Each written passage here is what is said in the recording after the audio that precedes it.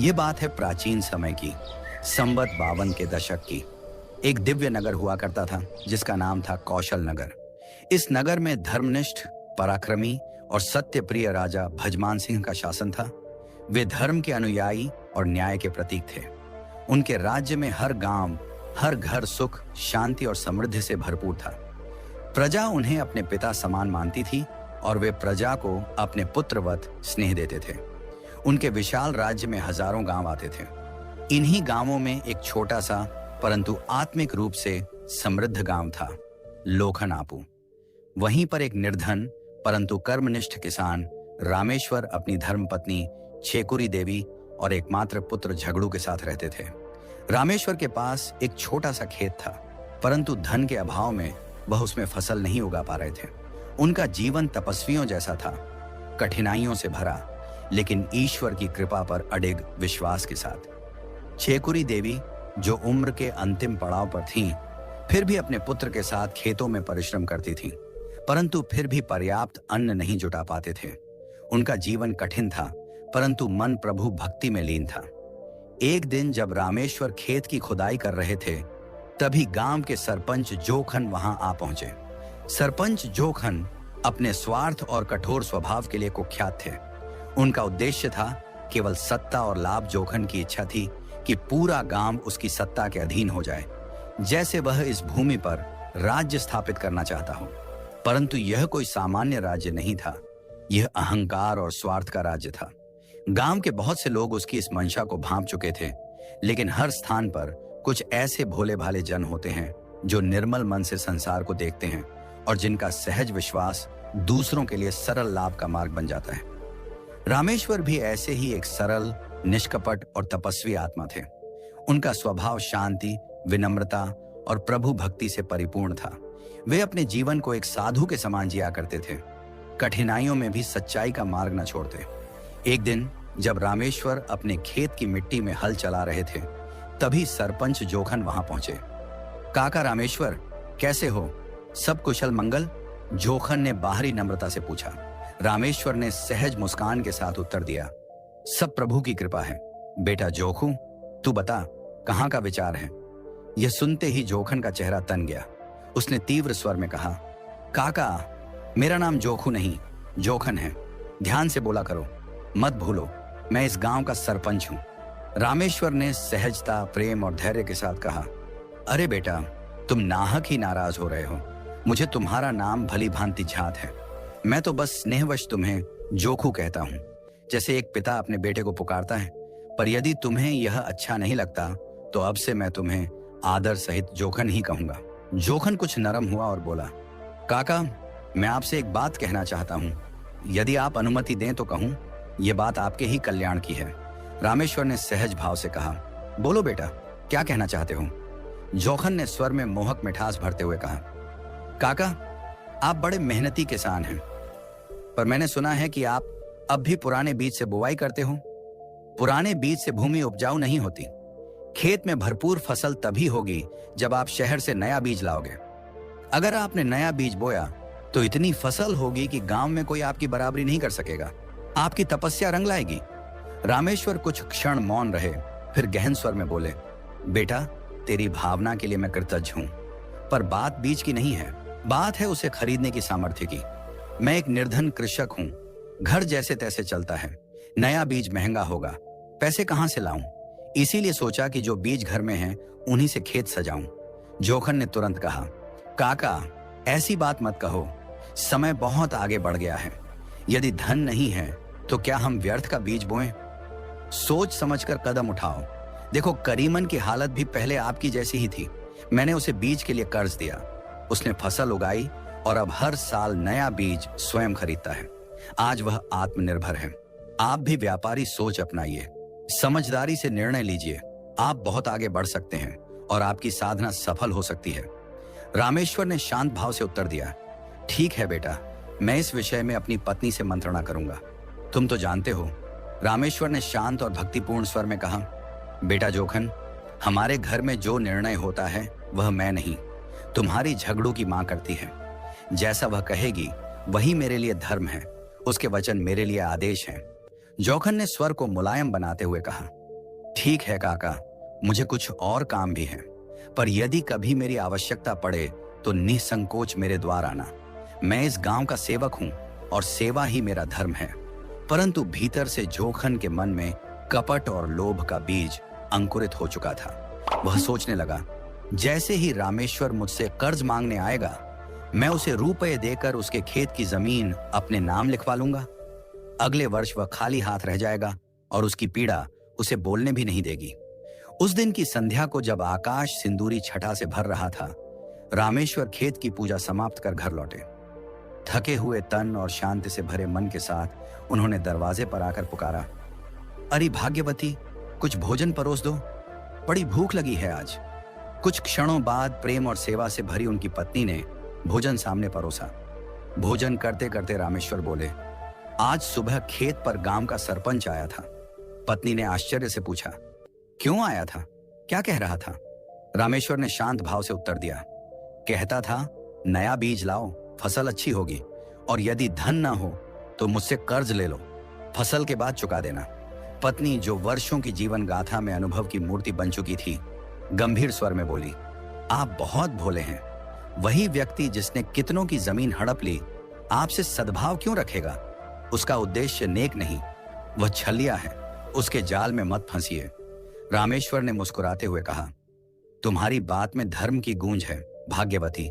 मैंने उसे साफ कह दिया था, हमारे घर में जो निर्णय होता है वह झगड़ों की मां करती है, न कि कोई और। वह सुनकर चुपचाप चला गया। पत्नी ने दृढ़ स्वर में कहा, अच्छा किया, अब सावधान रहिएगा। हम सत्य के साथ खड़े हैं और उसका सच्चा रूप भी सबके सामने लाएंगे। रामेश्वर ने गहरी सांस लेकर संतोष के साथ कहा, ठीक कहा तुमने, अब वही करूंगा जो तुम्हें उचित लगे। तुम ही मेरी सच्ची राहदर्शिका हो। अगले दिन जब भोर की रोशनी खेतों पर बिखर रही थी, रामेश्वर अपनी पत्नी और पुत्र के साथ फसल की बुवाई में लगे थे। तभी दूर से जोखन खेत की ओर आता दिखा, लेकिन जैसे ही उसकी दृष्टि रामेश्वर की पत्नी पर पड़ी, वह बिना कुछ कहे मुंह फेर कर आगे बढ़ गया। पत्नी ने व्यंग्य भरे हंसते हुए कहा, देखिए उस दुष्ट को, जैसे कोई दोषी पशु हो, मुझे देखकर भाग निकला। रामेश्वर ने मुस्कुराते हुए कहा, तुम सही कहती हो, भाग्यवान। संध्या को रामेश्वर जब घर लौटे तो देखा कि द्वार पर एक व्यक्ति बैठा है। पास जाकर देखा तो उनके मुख से आनंद फूट पड़ा। अरे खदेरन, मेरे परम मित्र। इतने वर्षों बाद उन्होंने उसे गले लगा लिया, जैसे कोई तीर्थ स्थल पर वर्षों बाद दर्शन हो जाए। मित्र, तुम कब से प्रतीक्षा कर रहे हो? हम खेत में थे, ध्यान नहीं रहा, रामेश्वर बोले। खदेरन ने हंसते हुए कहा, अभी अभी आया हूं, और ज्यादा देर होती तो खुद खेत पर चला आता। रामेश्वर ने भीतर पुकारा, भाग्यवान, देखो मेरा परम मित्र आया है, इसे जलपान कराओ, ये रास्ते से आया है, थका हुआ होगा। खदेरन हाथ जोड़ते हुए बोले, भाभी जी, आप चिंता ना करें, आप लोग स्वयं थके होंगे, मैं बिल्कुल ठीक हूं। झगड़ू भीतर से गुड़ और ठंडा जल लेकर आया और खदेरन को श्रद्धापूर्वक परोसा। खदेरन ने जलपान करते हुए कहा, रामेश्वर, मैं एक विशेष कार्य से आया हूं, पर जल्दी लौटना भी है। तुम जानते हो, मेरी एक ही बेटी है, पायल, उसे अकेला छोड़ कहीं नहीं जाता। रामेश्वर ने उल्लास से पूछा, अरे हाँ, पायल बिटिया कैसी है? अब तो सयानी हो गई होगी। खदेरन ने भावभीने स्वर में कहा, हाँ मित्र, अब उसके विवाह का समय आ गया है और उसी उद्देश्य से मैं यहां आया हूं। थोड़ा रुकते हुए भावुक होकर वह बोले, मैं चाहता हूं कि हमारी मित्रता अब रिश्ता बन जाए। रामेश्वर ने हंसते हुए एक पावन आत्मीयता के साथ उत्तर दिया, अरे खदेरन, कैसी बातें कर रहे हो? जब मित्र ही परिवार बन जाए तो उससे सुंदर क्या होगा? मुझे कोई आपत्ति नहीं, बल्कि मैं इसे प्रभु की इच्छा मानता हूं। तुम यह संबंध निश्चित समझो, दिन तय कर लो। जिस दिन तुम्हारा मन कहे उसी दिन झगड़ू और पायल का विवाह होगा। खदेरन का हृदय हर्ष से भर उठा। उसके मुख पर भक्ति और संतोष की झलक थी, जैसे वर्षों की प्रार्थना साक्षात फलित हो गई हो। फिर वह प्रणाम कर विदा हुआ। समय अपनी गति से बहता रहा और 6 माह बाद शुभ मुहूर्त में झगड़ू और पायल का विवाह संपन्न हुआ। मंगलमय गीतों के बीच पायल अपने ससुराल आई, न केवल सौंदर्य की मूर्ति बल्कि सुसंस्कार और सेवा की प्रतिमा बनकर। रामेश्वर की पत्नी अपनी नववधू को देखकर भाव विभोर हो उठी। उनके नेत्रों में प्रेमाश्रु थे। एक मां की आत्मा ने जैसे देवी को अपने घर आते देखा हो। समय बीतता गया और 5 वर्षों में रामेश्वर और उनकी पत्नी वृद्ध हो गए। उनकी सेवा, उनके चरणों की सेवा पायल ने पूर्ण श्रद्धा से की। झगड़ू खेतों में कर्मयोग में लगा रहता और पायल अपने सेवा धर्म में। उनके जीवन का हर दिन एक पूजा जैसा बन गया था। फिर एक दिन समय ने ऐसी लीला रची कि रामेश्वर और उनकी पत्नी इस माया लोक से विदा हो गए। जैसे दीपक की लौ शांत हो गई हो, वैसे ही एक युग का अंत हो गया। झगड़ू शोक में टूट गया, उसका संसार सूना हो गया। किंतु उस समय पायल ही उसकी शक्ति बनी। उसने अपने आंसुओं को भीतर समेटकर अपने पति को सहारा दिया, जैसे स्वयं भगवती दुर्गा संकट में धैर्य का स्वरूप बनकर खड़ी हूं। धीरे धीरे समय आगे बढ़ा। झगड़ू और पायल फिर से अपने जीवन में रच बस गए, परंतु विवाह के 10 वर्षों बाद भी उनकी गोद सूनी थी। यह चिंता पायल के मन को घुन की भांति कचोटने लगी। एक दिन व्यथित होकर वह झगड़ू से बोली, आपको तो कोई चिंता ही नहीं है, बस खेत काम और भोजन में लगे रहते हैं। कभी सोचा है कि जब हम वृद्ध होंगे तो कौन हमारा सहारा बनेगा? बरसों बीत गए विवाह को, पर कोई संतान नहीं हुई। किसी संत, वैद्य या विद्वान से मार्गदर्शन लीजिए। फिर कुछ पल रुककर श्रद्धा से बोली, हाँ, लेकिन सब कुछ प्रभु की इच्छा से होता है। यदि उनकी कृपा होगी तो हमें संतान होगी, और यदि ना हो तो भी उनकी मर्जी में ही हमारी भलाई है। हमें उनकी इच्छा में ही आनंद मानना चाहिए। झगड़ू ने शांत भाव से सहमति में सिर हिलाया, पर पायल का मन अभी व्याकुल था। वह बोली, लगता है आज फिर उस पागल साधु से भेंट हो गई है। वही जो आपको दिन रात उपदेश देता है और खुद दर दर भटकता है। यदि उसमें कुछ शक्ति होती तो कम से कम अपनी भूख ही मिटा लेता। वह कोई संत नहीं, बस भिक्षुक है जो किसी से 2 रोटियों की भीख लेता है। कृपया उससे दूर रहिए। ऐसे साधु संतों का साथ करने से अच्छा है किसी सिद्ध पुरुष से मार्गदर्शन लिया जाए, जो हमें सही राह दिखा सके और हमारा कल्याण कर सके। यह सुनते ही झगड़ू की वाणी में संयम के साथ आत्मगौरव झलका। वह बोला, भाग्यवान, तुम बिना सोचे समझे जो कह रही हो वह उस आत्मा के लिए अनुचित है जिसे तुम पागल और भिखारी कह रही हो। यह कथा एक दिव्य लीलामयी संत की है जो किसी साधारण भिक्षुक के समान प्रतीत होते हैं, परंतु उनकी आत्मा में ईश्वर का वास है। वे जो कुछ भी मांगते हैं वह अपने लिए नहीं, बल्कि भगवान के जीवों, कुत्तों, बिल्लियों और अन्य प्राणियों के लिए मांगते हैं। जो भी भिक्षा उन्हें प्राप्त होती है वे उसे उन जीवों को अर्पित कर देते हैं और स्वयं कुछ भी ग्रहण किए बिना वन की ओर प्रस्थान कर जाते हैं।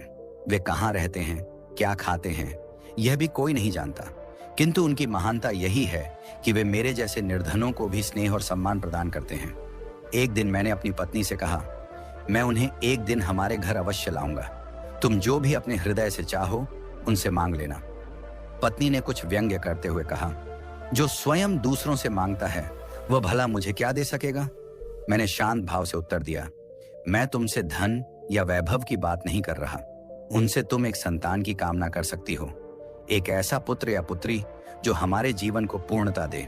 अगले ही दिन मैंने निश्चय किया कि मैं उस परमात्मा तुल्य संत को अपने घर आमंत्रित करूंगा, ताकि मेरी पत्नी भी उनकी वास्तविक महिमा को जान सके और समझ सके कि वे कोई पाखंडी नहीं, बल्कि परम ज्ञानी महात्मा हैं। कुछ ही दिन बाद जब संत गांव में भिक्षा मांगते हुए आए तो मैंने उन्हें निवेदन किया, महात्मा, आज कृपा करके हमारे घर पधारिए, मेरी पत्नी आपके दर्शन करना चाहती है। संत मुस्कुराए और बोले, झगड़ू, अभी वह समय नहीं आया है, परंतु चिंता ना करो, वह समय बहुत निकट है जब मैं स्वयं ही तुम्हारे द्वार पर आऊंगा। मैं घर लौटकर पत्नी से बोला, मैं आज काम पर जा रहा हूं। यदि मेरी अनुपस्थिति में महात्मा पधारें तो उनका सम्मान पूर्वक स्वागत करना, उन्हें बस 1 रोटी अर्पित कर देना और अपने हृदय की बात अवश्य कहना। विश्वास रखो, वे तुम्हारी प्रार्थना अवश्य सुनेंगे। पत्नी बोली, मैं किसी का अनादर क्यों करूंगी, मुझे उनसे कोई विरोध नहीं है, रोटी दे दूंगी। महीनों बीत गए लेकिन संत हमारे द्वार नहीं आए। एक दिन पत्नी ने उलाहना देते हुए कहा, तुम्हारे महात्मा आज तक नहीं आए, वे भी झूठे हैं और तुम भी। मैंने तो पहले ही कहा था कि वह कोई सच्चे साधु नहीं, पाखंडी हैं। उसी क्षण जैसे किसी अद्भुत संयोग से वह दिव्य संत हमारे दरवाजे पर प्रकट हुए। उन्होंने द्वार पर खड़े होकर शांत स्वर में कहा, बहन, 1 रोटी दे दो। पत्नी उन्हें देखकर सक पका गई और मन में सोचने लगी, कहीं उन्होंने मेरी बातें सुन तो नहीं ली।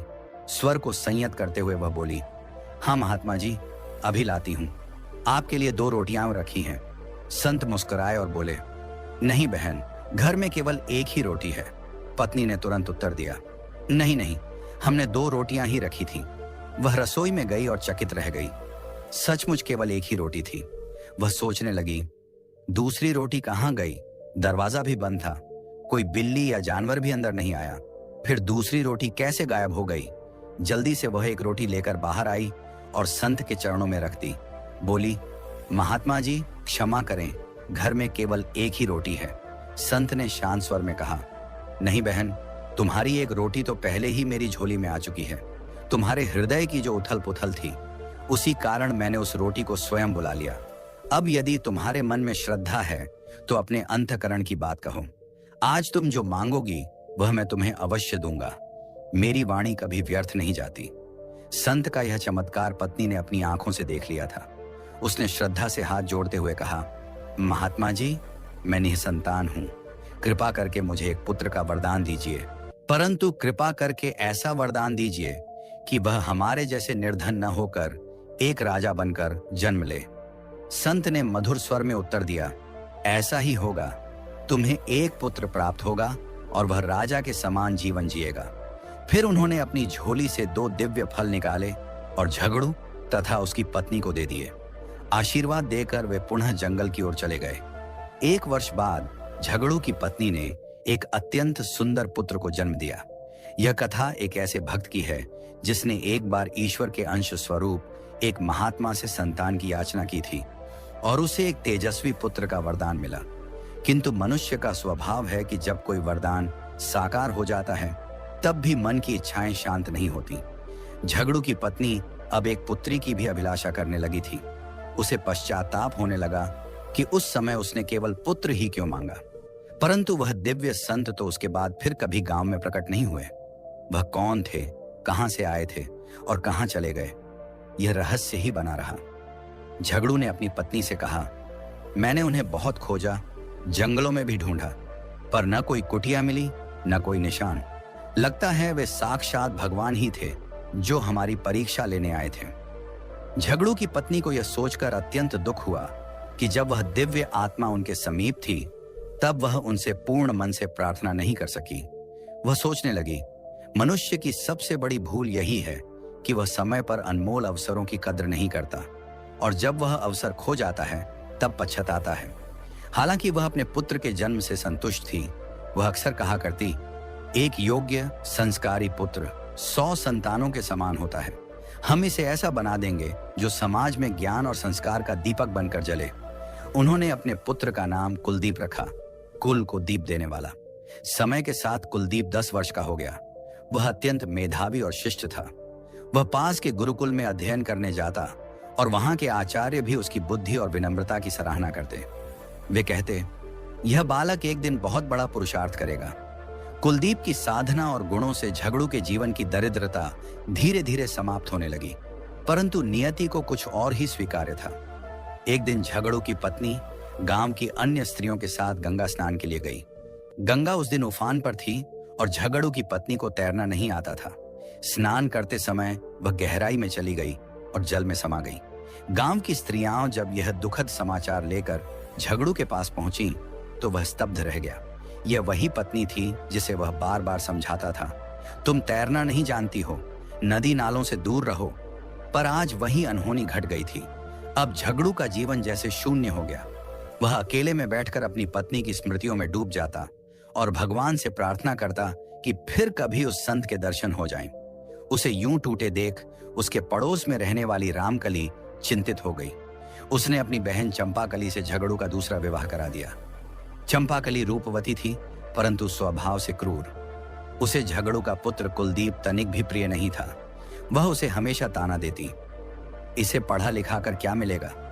यदि यह किसी के घर काम करेगा तो कम से कम अन्न और पैसे तो लाएगा।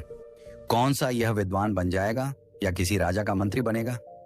झगड़ू नई पत्नी पाकर पहले तो प्रसन्न हुआ। 50 वर्ष की उम्र में उसे 20 वर्ष की पत्नी मिली थी जिससे उसका हृदय अति आनंदित हुआ। उधर चंपाकली अपने मोह, लोभ और स्वार्थ में डूबी हुई थी। उसने अपने पति झगड़ू को मानो सेवक ही बना लिया था। घर के सारे कार्य वही कराता और फिर उसे बाहर श्रम करने भी भेज देती। झगड़ू दिन भर तपस्वी की भांति श्रम करता और थका हारा संध्या को लौटता। एक दिन चंपाकली ने कहा, आप वृद्ध हो चुके हैं, यदि ऐसे ही काम करते रहे और मेरे संग रहना चाहा तो जल्दी ही प्रभु के लोक में चले जाओगे। अच्छा हो कि अब माखन से काम लिया जाए। अभी तो फसल का समय है, यदि वह खेतों में श्रम करे तो 5-6 सेर अन्न प्रतिदिन कमा सकता है। 1 महीने में 6 महीने का अन्न इकट्ठा हो जाएगा। झगड़ू ने करुण स्वर में उत्तर दिया, भाग्यवान, माखन अभी तो बालक है, हम उस पर यह भार कैसे डाल सकते हैं। चंपाकली बोली, मैं सदा तो उससे काम नहीं मांगती, केवल इस अर्थु में कुछ दिन सहयोग कर ले और फिर वह अब केवल आपका पुत्र नहीं मेरा भी है। उसे धीरे धीरे उत्तरदायित्व का अनुभव कराना ही उचित होगा। यदि आप मेरा साथ चाहते हैं तो पुत्र से थोड़ा सहयोग लेना पड़ेगा। हुआ अनुभव करता था चंपाकली की बातों में आ गया। उसने माखन को गुरुकुल भेजना बंद कर दिया और उसे गांव के कठोर स्वभाव वाले जमींदार के खेतों में काम पर लगा दिया। जमींदार न्याय से दूर अहंकार में डूबा हुआ था। वह छोटे माखन से वयस्कों जितना काम करवाता, परंतु पारिश्रमिक आधा भी न देता। जहां बड़ों को 6 सेर अन्न मिलता, वहां माखन को केवल 3 सेर ही दिया जाता। माखन जब साएं थका मांदा घर लौटता तब भी चैन न मिलता। चंपाकली उसे डांटती, तू काम ढंग से नहीं करता तभी तुझे आधा अन्न मिलता है। माखन मन में व्यथा लिए यह अन्याय सहता। जब वह अपने पिता से कहता, बाबा मैं पूरा काम करता हूं पर जमींदार मुझे कम अनाज देता है, तो झगड़ू मौन हो जाता और चंपाकली की हाँ में हाँ मिलाता। समय की रेत धीरे धीरे सरकती गई। चंपाकली ने एक कन्या को जन्म दिया जिसका नाम मीरा रखा गया। एक ऐसी मीरा जो भविष्य में प्रेम और भक्ति की साक्षात प्रतिमूर्ति बन गई। मीरा धीरे धीरे बड़ी होने लगी। जब माखन दिन भर खेतों में श्रम करके लौटता तो मीरा की देखरेख का भार भी उसी पर होता, किंतु माखन अपने अंतर में बसे प्रेम से सौतेली बहन से सच्चा स्नेह करता था। वह उसके लिए कभी मिठाई कभी फल लाता और बड़े प्रेम से उसे खिलाता। मीरा अब 5 वर्ष की हो चुकी थी, परंतु उसकी बुद्धि और संवेदना उसके आयु से कहीं आगे थी। उसने देखा कि माखन के साथ मां अन्याय करती है, उसे डांटती है, अपमानित करती है। धीरे धीरे उसे यह भी झांत हो गया कि माखन उसका सगा भाई नहीं है, परंतु वह तो सगे से भी बढ़कर था।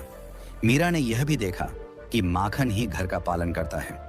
पिता कभी कभार छोटा मोटा कार्य कर लेते, पर मां तो दिन भर अपनी बहन के घर जाकर गप्पे ही करती रहती। माखन का परिश्रम, उसका मौन प्रेम और उसका त्याग मीरा को भीतर तक झकझोरता रहा। एक दिन माखन जंगल में लकड़ी लेने गया। आकाश में घने बादल छा गए और वर्षा आरंभ हो गई। वह खाली हाथ लौटने को हुआ, तभी रास्ते में उसने एक नवजात बछिया को देखा। वह अभी अभी जन्मी प्रतीत होती थी। माखन हैरान रह गया, वहां कहीं भी गाय नहीं थी। वह मन में सोचने लगा, मां जैसी गाय अपने शिशु को यूं अकेला छोड़कर नहीं जाती। ये कोई सामान्य घटना नहीं हो सकती। चारों ओर एक अलौकिक शांति फैली थी। वहां न तो गाय के खुरों के निशान थे, न किसी मनुष्य या पशु के पद चिन्ह। माखन का हृदय विचलित हो उठा। सोचने लगा, यदि इस बछिया को यहां छोड़ दूं तो कोई जंगली जीव इसे नोच डालेगा। उस क्षण उसने अपनी आंखें मूंदी और अंतरात्मा से भगवान से प्रार्थना की, हे प्रभु, यह बछिया मेरे समक्ष यूं ही प्रकट नहीं हुई। निश्चित ही यह आपकी कोई लीला है, कोई संकेत है जिसे मैं अभी नहीं समझ पा रहा। प्रभु की इच्छा मानकर उसने निश्चय किया कि इस बछिया को अपने घर ले जाएगा। मन ही मन सोचने लगा, यदि मैं इसकी सेवा करूं, पालन पोषण करूं, तो 2 वर्ष में यह एक सुंदर गौमाता बन जाएगी। ये दूध दे या ना दे, पर मेरी बहन मीरा के लिए तो यह मां समान होगी। वह कभी दूध से वंचित नहीं रहेगी। इन भावों से भरकर माखन ने श्रद्धा और करुणा से उस बछिया को अपने कंधों पर उठाया और घर ले आया। जब उसकी सौतेली माता चंपाकली ने बछिया को देखा तो उसका मुख क्रोध से तमतमा उठा। उसने तीखे स्वर में कहा, यह बिन मां की बछिया कहां से उठा लाया? इसके लिए दूध कहां से आएगा? घास कौन लाएगा? तू हर वक्त बेकार के कामों में ही क्यों लगा रहता है? तभी जैसे साक्षात ममता बोल उठी। मीरा ने मां के चरणों में बैठकर कहा, मां, मुझे यह बछिया बहुत प्यारी लगती है। मैं इसके लिए चारा लाऊंगी, रोटियां बनाकर इसे खिलाऊंगी। ये मेरी सहेली बन जाएगी। झगड़ू ने स्नेह भरे स्वर में पत्नी को समझाया, भाग्यवान, माखन ने जो किया वह प्रभु की प्रेरणा से ही हुआ है। हमारे पास अपनी कोई गाय नहीं है। ये बछिया यदि जीवित रही और सेवा की गई तो कुछ ही वर्षों में यह गौमाता बनकर हमें न केवल दूध देगी बल्कि घर में लक्ष्मी भी आएगी, उसके बछड़े होंगे और हमारे पशुधन में वृद्धि होगी। इसे नकारना ईश्वर की कृपा को नकारना होगा। चंपाकली थोड़ी देर चुप रही, फिर जैसे किसी अदृश्य शक्ति ने उसके भीतर करुणा का संचार किया। उसने धीमे स्वर में कहा, ठीक है, मान लिया माखन ने आज अच्छा कार्य किया है।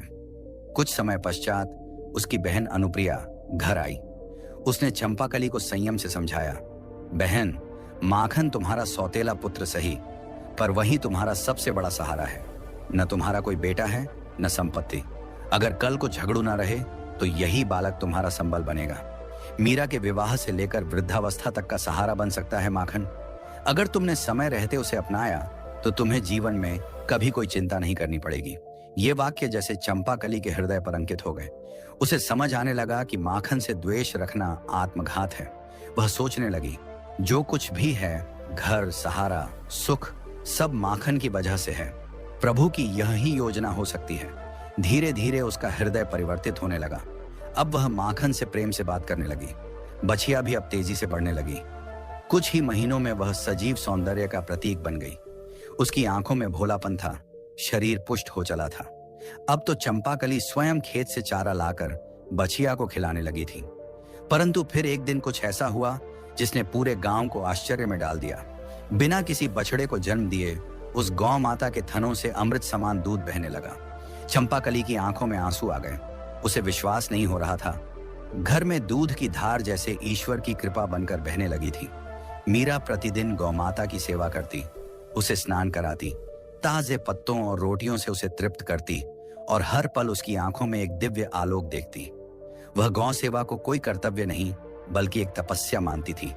उसी पुण्य भावना से भरे दिन बीतते जा रहे थे। एक दिन अचानक झगड़ू को तेज ज्वर हो गया।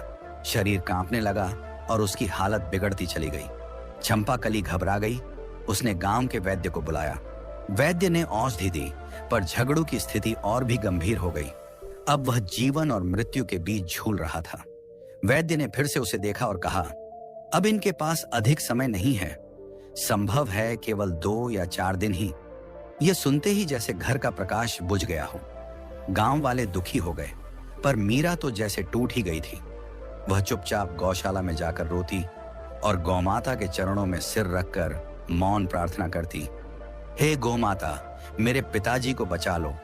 और फिर एक दिन जैसे ईश्वर ने उसकी पुकार सुन ली। जब वह गौशाला में रो रही थी, तभी एक मधुर करुणामयी स्वर गूंजा, मत रो बहन, तेरे पिता को कुछ नहीं होगा। मीरा चौंकी। इधर उधर देखा तो पाया कि वह स्वर किसी और का नहीं, स्वयं गौमाता का था। मीरा नतमस्तक होकर उनके पास गई। गौमाता ने स्नेह से कहा, तू बस अपने भाई माखन से कहना, आज आधी रात को मेरा दूध निकालकर अपने पिताजी को पिला दे, वे ठीक हो जाएंगे। पर ध्यान रहे, ये बात किसी को मत बताना कि मैं मानवों की भाषा बोलती हूँ। मीरा ने सिर झुकाकर स्वीकृति दी और तुरंत जाकर माखन से कहा, भैया, आधी रात को गौमाता का दूध निकालो और पिताजी को पिला दो। एक देवी ने मुझे स्वप्न में यह बताया है। माखन ने कोई सवाल नहीं किया, क्योंकि उसे अपनी बहन की बातों में सदा सत्य की झलक मिलती थी। उसने गौमाता के थनों से दूध निकाला। वह दूध जैसे अमृत बनकर बह रहा था। झगड़ू को जैसे ही वह दूध पिलाया गया, कुछ ही पल में उसकी आंखें खुल गईं, चेहरे पर रक्तिमा लौट आई और उसने चौंकते हुए कहा, यह तो चमत्कार है, मैं तो जैसे नया जन्म लेकर उठा हूं। चंपाकली की आंखें श्रद्धा से भर आईं। उसने मीरा और माखन को सीने से लगाया और कहा, मीरा, तू सचमुच देवी का अवतार है। तुझ में ममता और चमत्कार दोनों हैं। यह चमत्कार गांव में फैल गया। सभी लोग आश्चर्य और श्रद्धा से भर गए। उसी समय गांव का जमींदार, जिसकी पत्नी 1 वर्ष से बिस्तर पर पड़ी थी, झगड़ू के घर आया। उसने सिर झुकाकर कहा, भैया, तुम्हारी बेटी कोई साधारण बालिका नहीं है। उसके चरणों में देवता वास करते हैं। उसने आगे कहा, मैं एक और बात लेकर आया हूं। वर्षों पूर्व तुम्हारे पूर्वजों ने 4 बीघा जमीन हमारे पूर्वजों के पास गिरवी रखी थी। अब मुझे उसके कागज मिले हैं। मैं चाहता हूं कि वह जमीन तुम्हें लौटा दूं। अब यह मेरी आत्मा का धर्म है। झगड़ू ने विनम्रता से कहा, जमींदार साहब, देनदारी की क्या बात? यदि मेरी जमीन मुझे मिल जाए तो वही प्रभु का प्रसाद होगा। जमींदार ने कहा, भैया 4 बीघा नहीं, आज से 10 बीघा जमीन तुम्हारी, मैं स्वयं नाप कर दूंगा। लेकिन एक प्रार्थना है, मेरी पत्नी अब जीवन की अंतिम सीमा पर है, सभी वैद्य निराश हो चुके हैं। यदि तुम्हारी बेटी यह देवी स्वरूपा मीरा उसके सिर पर हाथ रख दे तो संभव है मेरी पत्नी को भी जीवन दान मिल जाए। झगड़ू ने श्रद्धा से सिर झुकाते हुए कहा, क्यों नहीं जमींदार काका, हम अपनी बेटी से अवश्य कहेंगे। हमें विश्वास है भगवान की कृपा और मीरा की सेवा से तुम्हारी पत्नी स्वस्थ हो जाएंगी।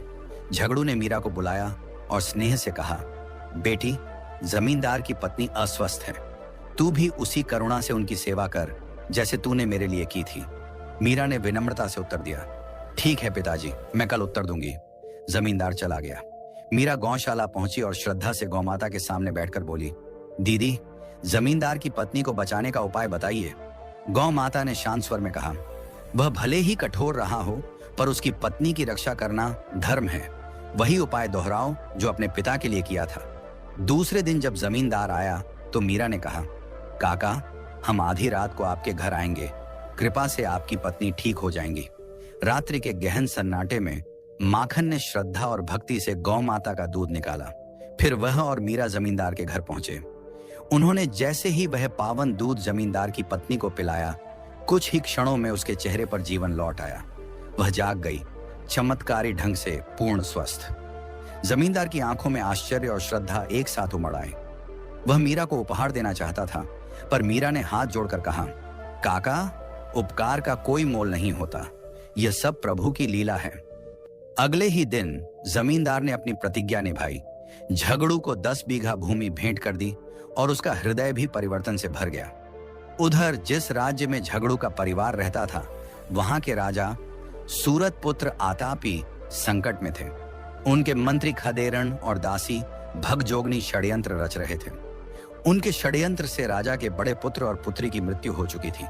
अब छोटे राजकुमार और राजकुमारी भी रोगग्रस्त थे। राजा को किसी ने बताया कि महेशपुर गांव में एक दिव्य बालिका और उसका भाई रहते हैं, जिन्हें लोग देवी देवता का अवतार मानते हैं। राजा ने उन्हें राजमहल बुलवाया, पर मीरा ने विनम्रता से कहा, राजन, हम महल में उपचार नहीं कर सकते। राजकुमार और राजकुमारी को हमारे घर लाना होगा। हम अपनी ओर से पूरी सेवा करेंगे, पर कृपा तो प्रभु ही करेंगे।